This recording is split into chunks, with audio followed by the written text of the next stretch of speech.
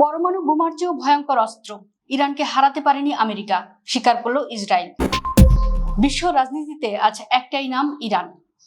যে দেশটিকে মানচিত্র থেকে মুছে দেওয়ার হুঙ্কার দিয়েছিলেন মার্কিন প্রেসিডেন্ট ডোনাল্ড ট্রাম্প, সেই দেশেই আজ পর্যন্ত এক জটিলতম দাবার চালে কিস্তিমাত করে দিল।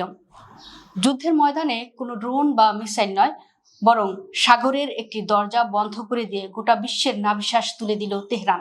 আর এবার আমেরিকার এই চরম ব্যর্থতার কথা খোদ স্বীকার করে নিল তাদেরই পরম মিত্র ইসরায়েল। গত 28 ফেব্রুয়ারি অপারেশন এপিক ফিউরির নামে যখন আমেরিকা ও ইসরায়েল একই দিনে 900টি বিমান হামলার মাধ্যমে ইরানকে গুড়িয়ে দিতে চেয়েছিল, তখন তেহরান খেলল ইতিহাসের সেরা মাস্টার স্ট্রোক। সরাসরি সামরিক জবাবের পাশাপাশি তারা বিশ্বের অন্যতম গুরুত্বপূর্ণ জলপথ হরমুজ প্রণালীর দরজা চিরতরে বন্ধ করে দিল। হরমুজ দিয়ে প্রতিদিন 2 কোটি ব্যারেল তেল যাতায়াত করে, যা বিশ্বের মোট চাহিদার 1/5। ইরান এই পথে আটকে দেওয়া মাত্রই বিশ্ববাজারে তেলের দাম ব্যারেল প্রতি $100 ছাড়িয়ে যায়। তেলের বাজারে এমন আগুন আগে কখনো দেখেনি বিশ্ব। বিশেষজ্ঞরা বলছেন, পারমাণবিক বোমার চেয়েও যে একটি ভৌগোলিক সিদ্ধান্ত কতটা ভয়ঙ্কর হতে পারে তা আজ হাড়ে হাড়ে টের পাচ্ছে ট্রাম্প।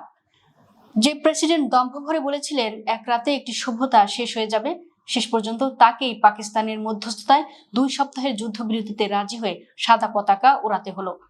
আর আমেরিকার এই লজ্জাজনক পতন আজ খোদ ইসরায়েলি নেতারাই স্বীকার করছেন। ইসরায়েলের সাবেক উপজাতীয় নিরাপত্তা উপদেষ্টা প্রফেসর চাক ফ্রেলিস চরম হতাশা নিয়ে স্বীকার করেছেন, এই যুদ্ধে আমেরিকা বা ইসরায়েল তাদের কোনো লক্ষ্যই পূরণ করতে পারেনি। না হয়েছে ইরানের শাসন ব্যবস্থার পরিবর্তন, না ধ্বংস করা গেছে তাদের পরমাণু সক্ষমতা। উল্টো ইরান এখন সমুদ্রের উপর নিজেদের কর্তৃত্ব আরো অজেয় ও জোরালো করেছে। যুদ্ধবিরতির শর্তগুলো শুনলে যে কোনো মার্কিন নাগরিকের লজ্জায় মাথা কাটা যাবে। জানা গেছে, হরমুজ প্রণালী দিয়ে জাহাজ যাতায়াতের জন্য এখন থেকে ওমান আর ইরান যৌথভাবে টোল বা খাজনা আদায় করবে। আর এই অর্থ দিয়েই ইরান নিজেদের সামরিক শক্তি আরো বহুগুণ বাড়াবে। ইরান এখন হরমুজ প্রণালীর লারাক দ্বীপে এক প্রকার টোল বুথ বসিয়ে দিয়েছে। সেখানে শত শত পশ্চিমা তেলের ট্যাঙ্কার আর হাজার হাজার নাবিক আটকা পড়েছেন। বিশ্বের তথাকথিত সুপার পাওয়ার আমেরিকা আজ আক্ষরিক অর্থেই অসহায়ভাবে দাঁড়িয়ে দেখছে, আর ইরান তাদের কাছ থেকে প্রাপ্য খাজনা আদায় করছে। ইরানের হাতে শুধু হরমুজ নয়, রয়েছে বাব আল বান্দেব বা দুঃখের প্রবেশদ্বার। ইয়েমেনের অকুতোভয় হুথিদের মাধ্যমে ইরান এই জলপথটিও পুরোপুরি নিয়ন্ত্রণ করছে।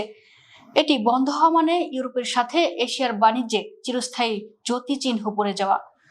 ভারতের মতো দেশগুলো আজ তেলের আকাশ ছোঁয়া দামে বিপাকে পড়েছে, অর্থাৎ পুরো বিশ্ববাজারের গলার নলিটি এখন আক্ষরিক অর্থেই ইরানের হাতের মুঠোয়। বিশ্লেষকরা বলছেন, একটি পরমাণু বোমা হয়তো কেবল একটি শহর ধ্বংস করতে পারে, কিন্তু এই দুটি জলপথ বন্ধ হলে পুরো পৃথিবীর অর্থনীতি তাসের ঘরের মতো ধসে যাবে।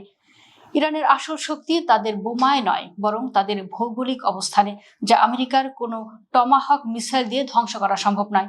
ইরান আজ যে জলপথ নিয়ন্ত্রণ করছে, সেখানে তারা 3000 বছর ধরে বসে আছে। ইতিহাস প্রমাণ করে ভূগোলকে বোমা মেরে ওড়ানো যায় না। আর এই সহজ সত্যটাই বুঝতে ভুল করেছিলেন হোয়াইট হাউসের যুদ্ধবাজ রণকৌশলীরা। ট্রাম্প ও নেতানিয়াহু আজ বুঝে গেছেন, পারস্যের উত্তরসূরিদের সাথে সংঘাতে জড়ালে রণাঙ্গনে কেবল পরাজয় আর অপমানই জোটে।